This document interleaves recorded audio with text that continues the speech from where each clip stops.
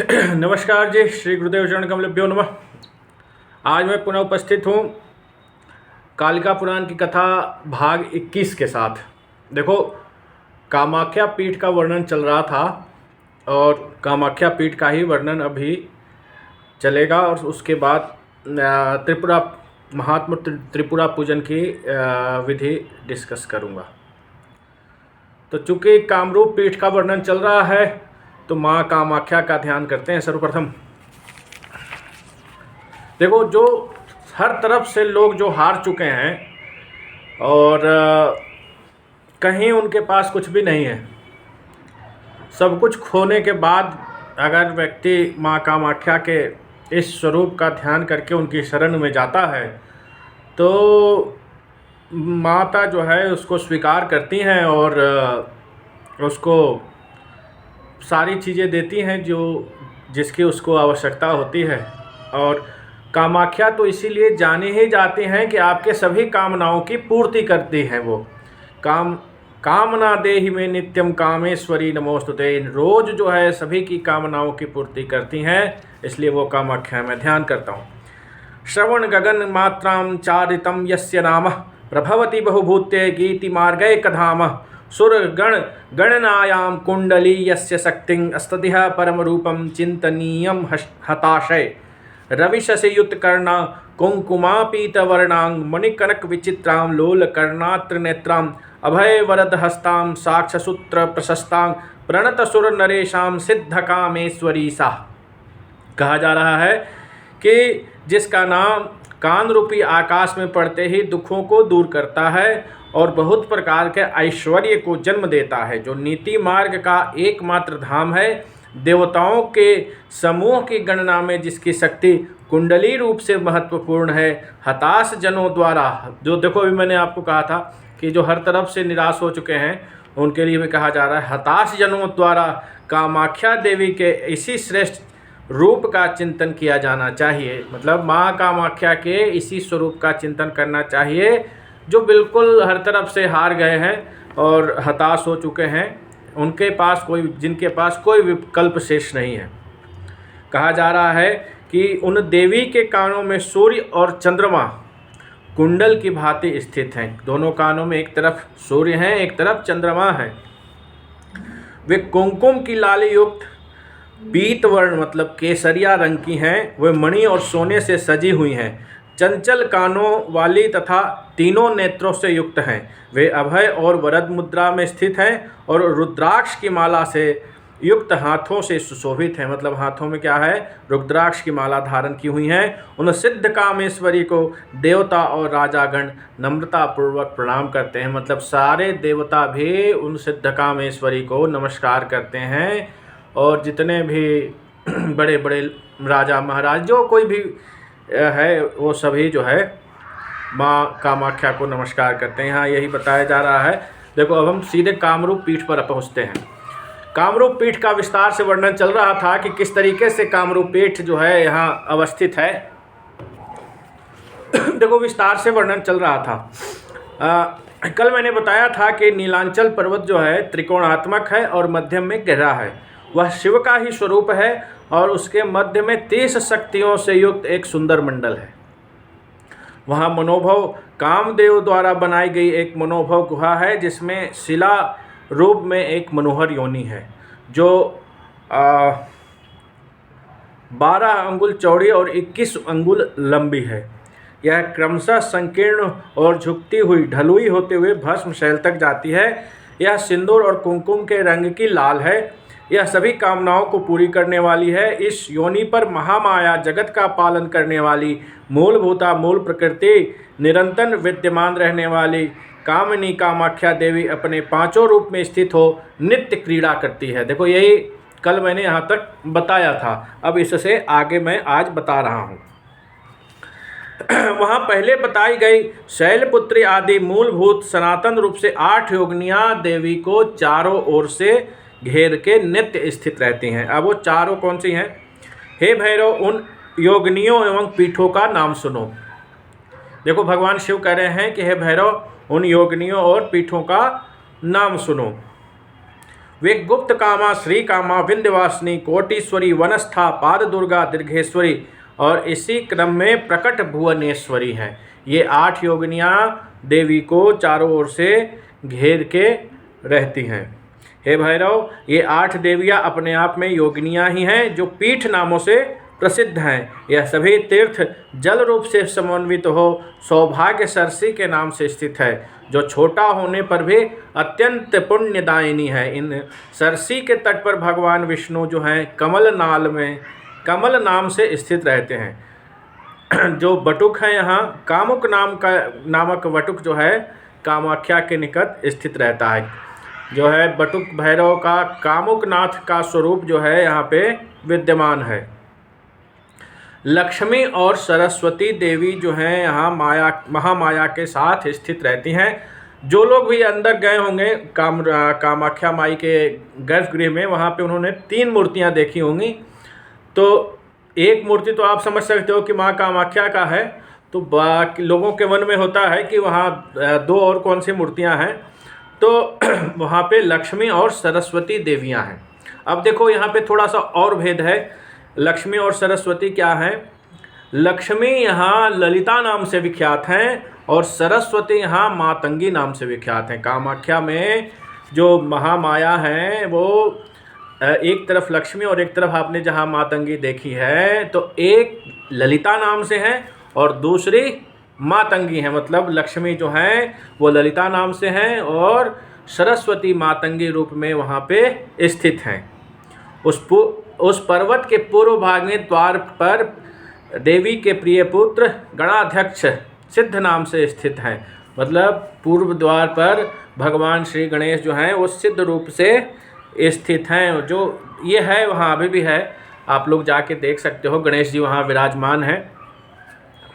और देवी के प्रिय रूप धारण करने वाला किया हुआ कल्प वृक्ष उस महान पर्वत पर इमली का वृक्ष तथा कल्पवल्ली अपराजिता लता होकर स्थित है। मतलब कल्प वृक्ष देखो क्या है, देवी देवता किस तरीके से, और पीठ जो हैं पूरे भारत के पूरे दैव पीठ किस तरीके से कामरूप पीठ में कहाँ कहाँ विराज रहे हैं, उसके बारे में विस्तार से मैं वर्णन कर रहा हूँ कालिका पुराण के अंतर्गत। तो देखो कल्प वृक्ष किस तरीके से वहाँ है, तो कल्प वृक्ष उस महान पर्वत पर इमली का वृक्ष और अपराजिता लता होकर स्थित है। वराह भगवान वराह जो हैं वहाँ पांडुनाथ नाम से स्थित हैं, क्योंकि भगवान विष्णु ने मधुकैटभ नाम के दैत्यों को सिर को अपने टखने पर रखकर मारा था। हे भैरव, उसी के समीप प्राचीन काल में ब्रह्मा द्वारा निर्मित ब्रह्म कुंड नामक एक सरोवर है, जहाँ ईशान नामक शिव शिला रूप हो सिद्ध कुंड के मध्य में स्थित हैं, जिन्हें सिद्धेश्वर नाम से जाना जाता है। देखो सिद्धेश्वर मंदिर मेरे ख्याल से जब मैं पिछली बार गया था तो जहाँ फ़ोटो वगैरह खिंचता है कामाख्या में, वो सिद्धेश्वर मंदिर था। मतलब 2024 के जो मई जून जुलाई का महीना था, वहाँ जिस समय फ़ोटो वगैरह खिंच रहे थे, तो वो यही सिद्धेश्वर नाम से जो जिसके बारे में बता रहा हूँ, वहाँ आप लोग देख भी सकते, जो मैं यहाँ बता रहा हूँ वहाँ एक्चुअल में स्थित है। मतलब ये नहीं कि यहाँ पे कुछ है वहाँ पे कुछ है। तो जो फ़ोटो खींच रहा था, जो भी गए होंगे इस दौरान मई जून जुलाई के अंतर्गत, तो अंदर जाने के लिए जो पर्ची बन रही थी वो सिद्धेश्वर मंदिर के कैंपस में ही बन रही थी। तो देखो यहाँ पे ईशान नाम के शिव शिलारूप हो सिद्ध कुंड के मध्य में सिद्धेश्वर नाम से जाना जाता है। उसी के निकट वाराणसी क्षेत्र योनि मंडल के निकट कुंड रूप में विशेष रूप से स्थित है। वाराणसी नाम का जो क्षेत्र है, वाराणसी सब पूरी वाराणसी उठ करके वहाँ पे कुंड रूप से वहाँ पे स्थित है। वहीं देवताओं के सहित इंद्र द्वारा मेरी प्रिया कामाख्या के लिए अमृत से भरा हुआ अमृत कुंड भी स्थापित है। जो वामदेव नाम का मेरा सिर है वह श्री कामेश्वर नाम से प्रसिद्ध है। उसके निकट ही अत्यंत पवित्र कामकुंड व्यवस्थित है। केदार नामक पवित्र क्षेत्र जो सिद्ध कुंड और काम कुंड के मध्य है, वह छाया छत्र नाम से प्रसिद्ध है और 14 व्याम परोसा मतलब लंबा है। उसके समीप शैलपुत्री गुप्त कामा नाम से गुप्त कुंड के मध्य में कामेश्वर शिला से संलग्न स्थित है। जब यह कामेश्वर शिला से संयुक्त होती है तो सदा कामाख्या जानी चाहिए। यहाँ पूर्व भाग से संयुक्त हो योनि के ऊपर पश्चिम भाग की ओर तक स्थित है। इस पीठ पर कालरात्रि काम और कामाख्या के मध्य दीर्घेश्वरी नाम से व्यवस्थित है। यह चंडिका का पश्चिमी सीमांत क्षेत्र है, मतलब जो उस पश्चिमी सीमांत क्षेत्र है उसके बारे में यहाँ पे बताया जा रहा है। वहाँ दीर्घेश्वरी नाम से देवी व्यवस्थित हैं। कामाख्या शिला के सीमांत पर कुष्मांडी नाम की योगिनी कोटेश्वरी नामक योनि रूप से भली भांति स्थित हैं। शिव का जो अघोर नाम का सिर है वह कामाख्या के दक्षिण पीठ पर स्थित है और परमार्थ चाहने वालों द्वारा भैरव नाम से पुकारा जाता है। भैरव के ही निकट चंडमुंड का विनाश करने वाली चामुंडा उनकी नायिका भैरवी नाम से स्थित हैं, जो भक्तों की कामनाओं को पूरी करने वाली हैं। जो भैरवी देवी का मंदिर आप लोग देखे होंगे, थोड़ा सा नीचे उतर के है, वो यहाँ पे स्थित हैं। काम देखो, जो मेरी कई फ़ोटो आप लोगों ने देखी होगी, भैरवी मंदिर के पीछे जो बाबा बने हुए हैं भैरव उनके साथ हमारी कई फ़ोटो आप लोगों ने मेरे फेसबुक इत्यादि पे देखी होगी। काम और भैरव के मध्य समस्त जगत का कल्याण तथा देवी की प्रसन्नता के लिए स्वयं देव नदी गंगा स्थित है। मतलब भैरवी के सामने जो कुंड है वह साक्षात गंगा का ही स्वरूप है। भैरवी नदी मंदिर के सामने जो कुंड है वह साक्षात गंगा का स्वरूप है। और हमने सुना है कि उसमें मतलब देखा है, अब कितना सच कितना झूठ तो नहीं जानता मैं, लेकिन लोग कहते हैं कि उसमें जो कछुए हैं वो 8-8, 9-9 साल के हैं। इतने बड़े बड़े कछुए आपको वहाँ नज़र आएंगे उस कुंड में।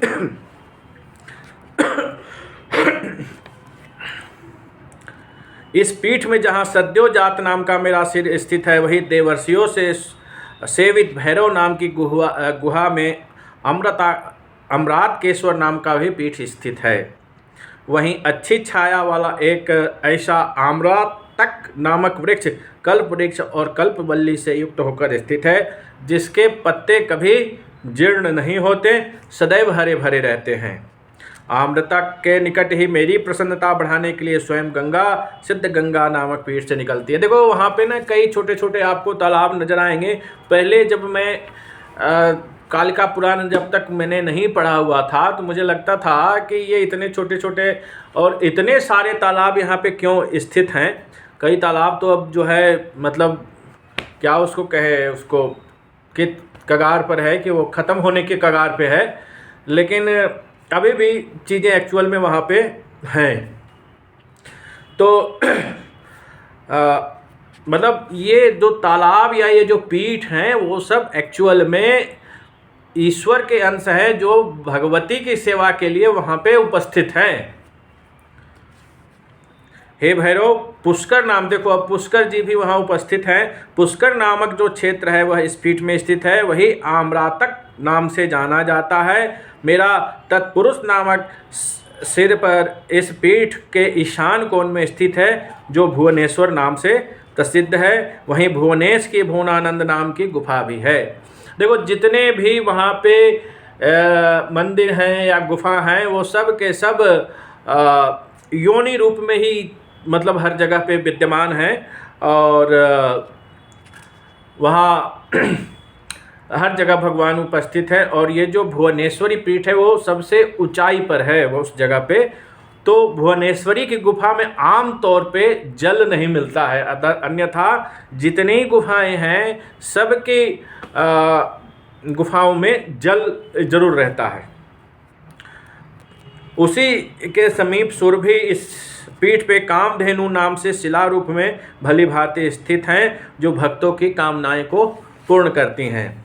जो मध्य भाग में मेरी सरभ नाम की भयानक मूर्ति है वह महाभैरव नाम से प्रसिद्ध है। अब देखो सरभ का जो स्वरूप है भगवान का वह मध्य क्षेत्र में है, बीच में है, और वह कोटिलिंग के नाम से जानी जाती है। और जो कोटिलिंग है वहाँ पे भगवान कोटिलिंग कहा जाता है। आमतौर पे आप लोगों ने सुना होगा कि वहाँ कोटिलिंग पर दर्शन करने से 1 करोड़ शिवलिंग के दर्शन करने का फल होता है, ऐसा कामाख्या में ज़रूर आप लोगों ने सुना होगा। और वो थोड़ा नीचे उतर के है, पहले थोड़ा सा ऊपर जाके फिर काफ़ी नीचे उतर के है।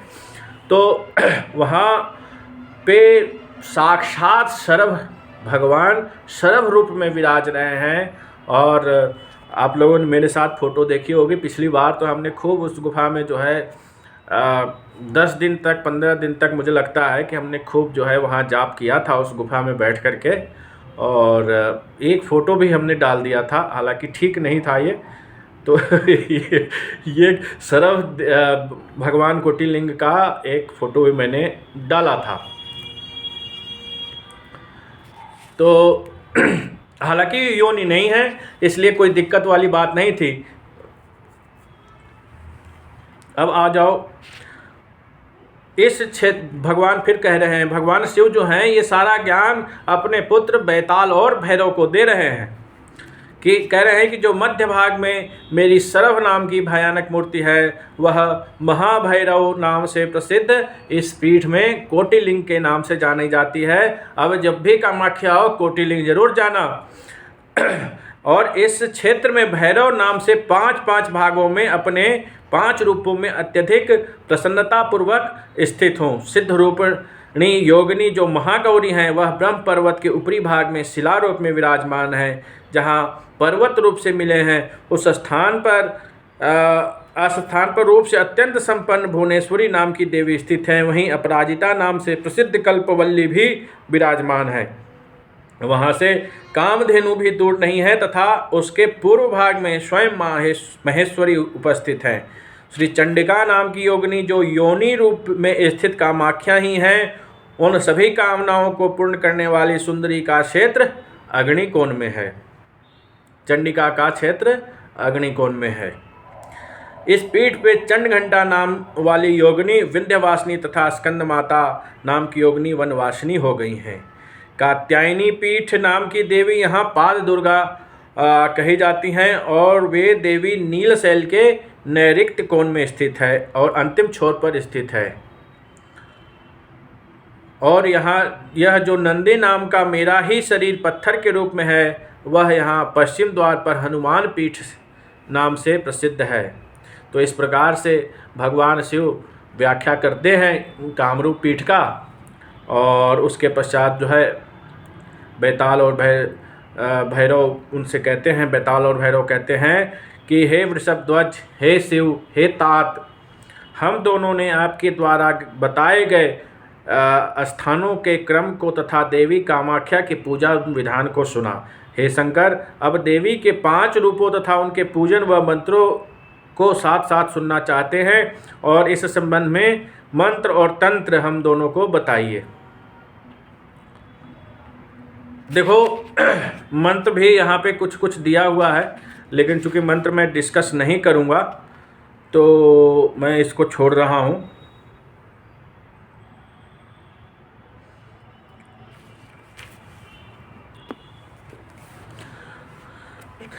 देखो देवी के 5 रूपों के लिए 5 बीजों की व्याख्या भगवान शिव ने करी है। अब चूँकि मैं एक गुरु पद पे हूँ तो ऐसे सीधे सीधे मैं बीज को ऐसे खुलेआम नहीं बोल सकता हूँ, ये मेरी मर्यादा है। तो मैं अब सीधा जो है त्रिपुरा पूजन पे चलता हूँ और त्रिपुरा पूजन की विधि को डिस्कस कर रहा हूँ। देखो भगवान शिव कह रहे हैं कि मेरे द्वारा वैष्णवी तंत्र में जो मंडल प्रतिपाद कहा गया है, मंडल के निर्माण की विधि वगैरह बताई गई है वैष्णवी तंत्र में। वैष्णवी तंत्र मैं डिस्कस कर चुका हूँ और ये मंडल भी मैंने विस्तार से बताया है। किसी को अगर जानना हो तो पीछे के वीडियो देख सकते हैं, उसमें मंडल किस तरीके से कामाख्या का बनता है वो विस्तृत बताया गया है मेरे द्वारा। तो पहले उस शिला पर फूल और चंदनों से मंडल बनाओ और तब पात्र आदि का स्थापन भी उसी भांति वहाँ करना चाहिए। जो आसन आदि पूजन की विधियाँ हैं वैष्णवी तंत्र की, वही यहाँ पे भी प्रयोग होती हैं त्रिपुरा विधान में। अब देखो क्या है कि यहाँ जो विशेष करने की चीज़ है तो वह है कि सबसे पहले भगवान सूर्य को पीली सरसों और पुष्प चंदन आदि से अर्घ्य प्रदान किया जाएगा। और उसके पश्चात जो है मंडल पर पूजन की शुरुआत करी जाएगी। हे भैरव, यहाँ ध्यान भी जो है उस वैष्णवी के ध्यान से भिन्न होगा। और जो तुम दोनों को महामाया का संग बताया गया है, तब पीठ पूजन के पश्चात 64 योगिनियों का अलग अलग पूजन करें। यहाँ पे कामाख्या त्रिपुरा विधान में पीठ की मुख्य पूजा करेंगे, तदुपरांत 64 योगिनियों की पूजन करेंगे। तत्पश्चात जो है अभीष्ट सिद्धि के लिए मनोभोग गुहा तथा उनकी सखी महोत्साहा का पूजन करना चाहिए। तत्पश्चात दिग्पाल और नवग्रहों की पूजा करेंगे। देखो, अब देखो किस तरीके से है। सर्वप्रथम मंडल के पूर्व द्वार पर गणेश जी का, पश्चिम द्वार पर नंदी जी का, नंदी और हनुमान जी का पूजन करें। भृंगी का उत्तर दिशा में और महाकाल का दक्षिण दिशा में पूजन किया जाना चाहिए। मेरे उपयुक्त इन द्वारपालों का देवी के द्वार देश से पूजन करना चाहिए। पात्रों के अमृतीकरण की मुद्रा काम मुद्रा से संपन्न करनी चाहिए। भूत पसारण क्या होती है, ये भी मैं पीछे बता चुका हूँ कि वहाँ जो भूत प्रेत आदि गण है उनको भगाने की क्रिया जो है एक उससे भूत पसारण कहलाती है। और कुछ नहीं आता तो केवल 3 ताली बजा के भूत पसारण करना चाहिए। उसके अलावा एक मंत्र भी है, तो ताली बजाने के साथ साथ उस मंत्र का उच्चारण करके भूत बेताल आदि को वहाँ से दूर किया जाता है। उसके बाद मूल मंत्र पढ़ते हुए मधु, दूध, घी, दही, गोमूत्र, गोबर, जल, गुड़ रत्न, कुश मिश्रित जल से सबसे पहले देवी को स्नान कराया जाएगा।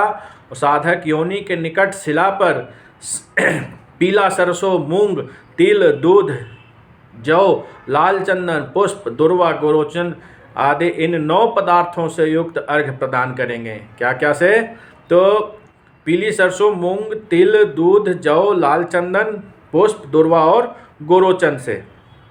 आसन, पद, पाद्य, अर्घ, आचमनीय, मधुपर्क, स्नानीय जल, वस्त्र, चंदन, आभूषण, पुष्प, धूप, दीप, तदंतर नेत्रों में अंजन, नैवेद्य, प्रदक्षिणा, नमस्कार, पीठ पूजन आदि निर्दिष्ट 16 उपचार हैं। देखो, ये 16 उपचार थोड़ी सी ना वो वाले 16 उपचार से अलग हैं जो आमतौर पे वैदिक पूजा में चलते हैं। उसके बाद महादेवी का काम गायत्री से आवाहन करना चाहिए। हे बेताल और भैरव, भगवान शिव कह रहे हैं कि हे बेताल और भैरव, महादेवी का काम गायत्री से आवाहन करना चाहिए। और कामाख्या का आवाहन का एक विशेष मंत्र भी भगवान शिव यहाँ बता रहे हैं। कामाख्ये तुम यहाँ गच्छ यथा वन सन्निधो पूजा कर्मणि सानिध्यम कल्प कामिनी। तो ये इस तरीके का मंत्र है छोटा सा, जिसको पूर्ण रूप से मैं बोल नहीं सकता। और कामाख्या गायत्री से आवाहन करके उनके जो है पूजा करनी चाहिए। पूजा समाप्ति के बाद देवी की प्रसन्नता के लिए बलि प्रदान करें। जब का कार्य रुद्राक्ष माला से करें। त्रयक्षरी मूल मंत्र का 3 बार आवृत्ति पूर्वक पूजन कार्य संपन्न करें। आवाहन के पश्चात कामाख्या के षडंगों में वैष्णवी तंत्र मंत्र के करन्यास, अंगन्यास मंत्रों से कहे गए स्वरों में अर्धचंद्र बिंदु मूल मंत्र सहित इस तरीके से न्यास आदि करना चाहिए। और उसके पश्चात जो है साधक पीठाधि देवताओं का पूजन कर शुभदात्री कामेश्वरी देवी का पूजन करे।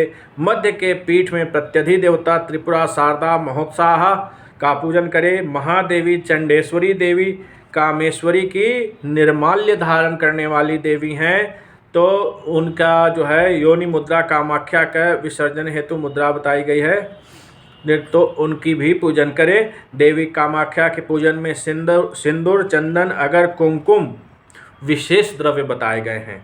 इन विशेष निर्देशों के सहित वैष्णवी तंत्र में दिखाए गए सभी कल्पों का समावेश कामाख्या पूजन में करना चाहिए। ये त्रिपुरा पूजन की विधि मैं यहाँ पे थोड़ा डिस्कस कर रहा हूँ। उसके अलावा जो साधक मनोभोग गुहा में कामाख्या देवी की पूजन करता है वह परम गति को प्राप्त करता है। उसके बाद जो है 64 योगिनियों का पूजन करना चाहिए। उनके नाम मैं बता दे रहा हूँ। ब्रह्माणी, चंडिका, रौद्री, गौरीन्द्राणी तथैव च कौमारी, वैष्णवी, दुर्गा, नारसिंही, चकालिका, चामुंडा, शिवदूती च, वाराही, कौशकी तथा माहेश्वरी, शांकरी च, जयंती, सर्वमंगला, काली, कपालनी, मेधा, शिवा, शाकंभरी तथा भीमा, शांता, भ्रामरी च, रुद्राणी, चांबिका तथा क्षमा, धात्री, स्वाहा, स्वाधा, पर्णा महोदरी घोर रूपा महाकाली भद्रकाली भयंकरी क्षेमकरी चोग्रचंडा चंडोग्रा चंडनायिका चंडा चंडवती चंडी महामोहा प्रियंकरी बलविकर्णी देवी बलमृथनी देवी मदोन्मथनी देवी सर्वभूतस्य दमनी उमा तारा महानिद्रा विजया च जया तथा पूर्वोक्त शैलपुत्राद्या योगिन्यष्टौ च यः क्रमात्। देखो इस तरह से 56 योगिनी यहाँ पे बताई गई हैं। उसके अलावा जो 8 योगिनी शुरू में हमने डिस्कस किए थे उनको मिला करके ये 64 योगिनियों की इस तरह से यहाँ पे पूजा पद्धति करनी चाहिए। उनको अनेक प्रकार के नैवेद्य पेय पदार्थ खीर मोदक लड्डू पुआ पिष्ट चूर्ण भली भांति अर्पित करना चाहिए। जो मनुष्य वर देने वाली कामाख्या देवी का इस प्रकार से भक्तियुक्त होकर पूजन करता है वह अपने सभी प्रिय कामनाओं को प्राप्त कर लेता है। तो इस प्रकार से जो है त्रिपुरा पूजन की विधि संक्षिप्त विधि मैंने डिस्कस करी है। उसके अलावा भी अभी और भी इसके बारे में इसमें विस्तृत चर्चा करूंगा कल परसों में जो भी नेक्स्ट वीडियो आएगी उसमें। तो ये त्रिपुरा पूजन की विधि यहाँ पे प्रारंभ हुई है और मतलब कामाख्या के बारे में विस्तृत चर्चा अभी चल रही है और आगे भी और कई वीडियो इस पे आएंगे।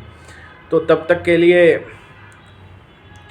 पुनः मिलते हैं। श्री मात्रे नमः। महाकाल भैरव सहिताय महाकालिकाय नमः। कामाख्ये वरदे देवी नीलपर्वतवासिनी त्वं देवी जगन्माता योनिमुद्रे नमोस्तुते।